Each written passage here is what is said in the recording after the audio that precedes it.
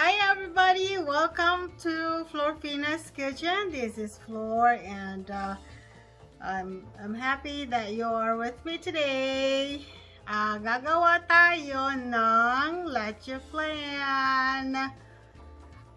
Gagawin kong i-compare natin yung bake at saka yung steam leche flan. So, ito ang mga ingredients natin. Okay, ito yung mga ingredients natin paggawa ng leche flan. Meron akong 1 dozen na eggs, pero ang gagamitin ko lang yung egg yolks. At saka 1 can ng evap milk. Yan. 1 cup white sugar. Okay. At saka lanera, yung lutuan mo ng ng leche flan, gagamitin ko to kasi wala akong lanera. Pero kung gusto mo naman mag personalize, pwede mong gamitin yung ganito, yung maliliit na lalagyan. Okay? Okay, umpisahan natin to. Yung sa eggs natin, kailangan yung egg yolk lang ang kukunin natin.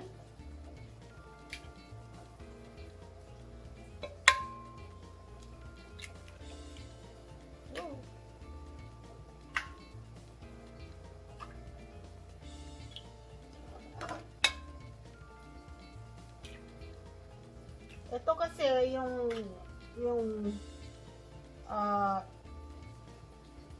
egg yolk lang, super malinamnam ang lasa.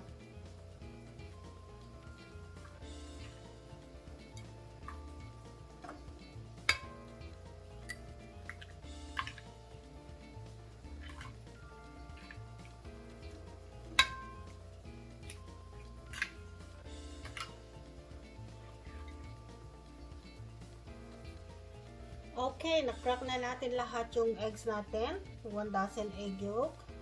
Yan. Tapos, break lang natin yung eggs natin. Okay. And then, ilagay na natin yung 1 can na gatas.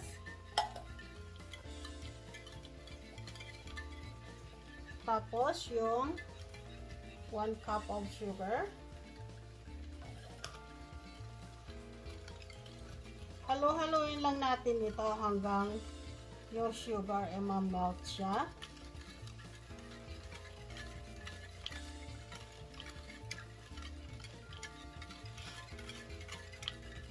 Okay.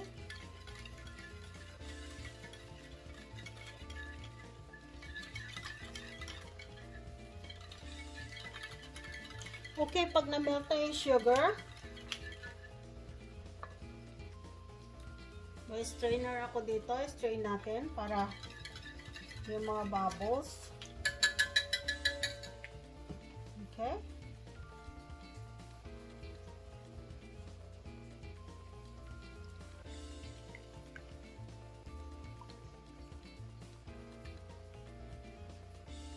Alright.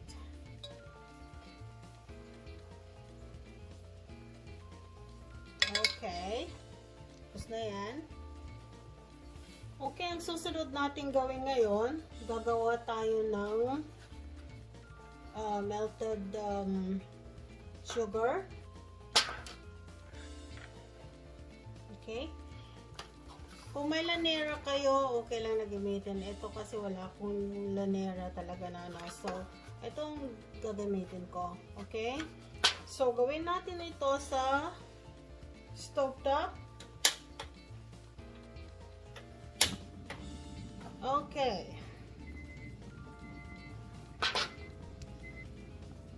Okay guys, etong lanera ko, lagyan ko siya ng 1/3 cup sugar. Or kailangan ma-cover yung bottom ng lanera nyo. Ganyan o. Fully covered siya para yung sugar tamang-tama. Okay.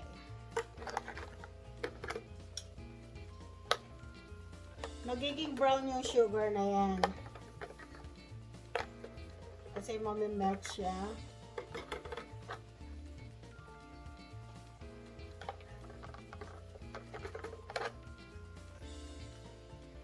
Okay guys, ganyan ang outcome niya. Okay? Yung sugar natin magiging brown pagka siya ay na-melt na. Okay? So, palamigin natin ito. Tapos, ilalagay natin yung leche flan mixture natin. Ayan guys, yung ano, yung sa nasa oven. So, ano natin mamaya kung ano ang mas maganda yung luto niya, sa oven o sa steam. Okay, ito ay malamig na. Okay, pinalamig natin. So, ilagay na natin yung mixture ng leche flan. Okay, stir muna natin.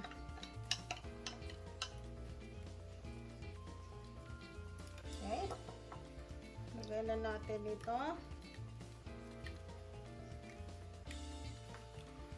Okay, at saka yung personalized ano natin.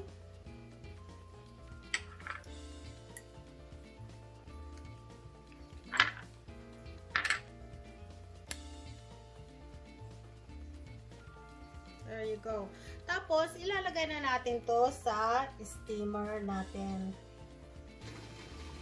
Alright guys, ito na yung steamer natin. Mainit na. Kailangan mainit muna yung steamer nyo bago ninyo ilagay yung mixture.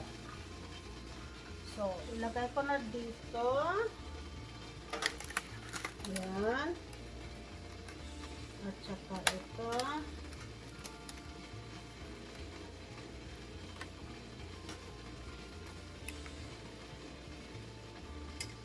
Ay, hindi makasya yung isa. Okay. Ayan. Tapos, takpan natin. Kailangan yung takip ninyo, lagyan nyo siya ng towel para yung, you know, yung moisture niya hindi tutulo doon sa sa leche flan nyo. Okay. Alrighty. This is gonna be half an hour to 45 minutes. Okay, mga kakusina dyan. Ito na yung bake leche flan. Inuna ko nang niluto kanina. Make sure na yung tubig ninyo pag nag-bake kayo is half ng size ng yung sa tubig ninyo, kalahati na nakababad dun sa lanera ninyo. Ayan. Palamigin muna natin to. I-out muna natin. Okay. Okay, check muna natin ito. Muna natin. Ayan. Malapit na.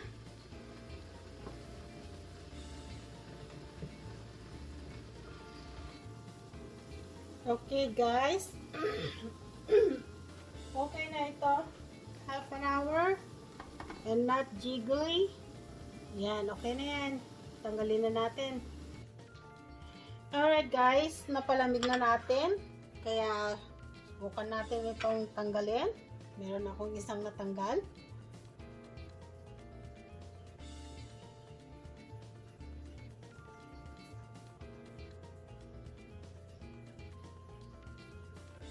Okay.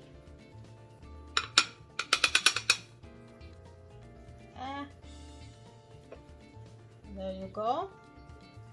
That's the second one.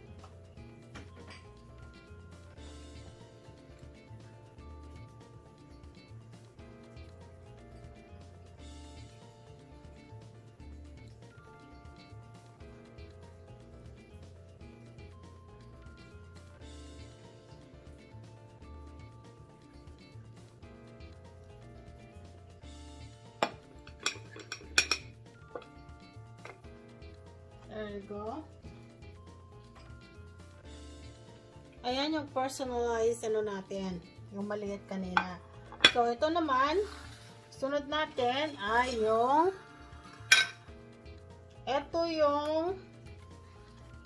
steam natin kanina. Okay.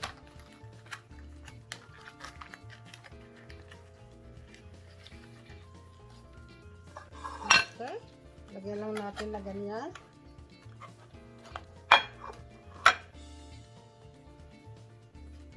Hello! Yan na. Yan.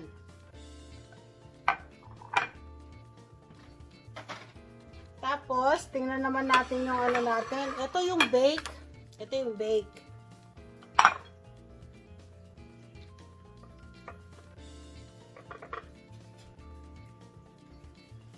Okay, guys. Pareho pa rin. Lagay natin ganyan. Tapos, ibaliktad natin. Yan.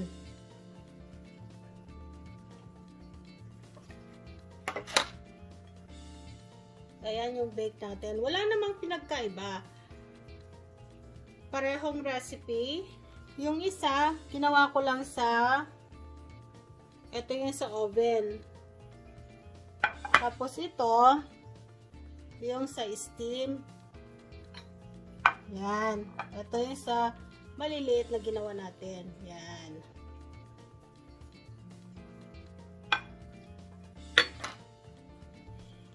Ayan ang outcome ng leche flan natin, mga kakusina. Ayan.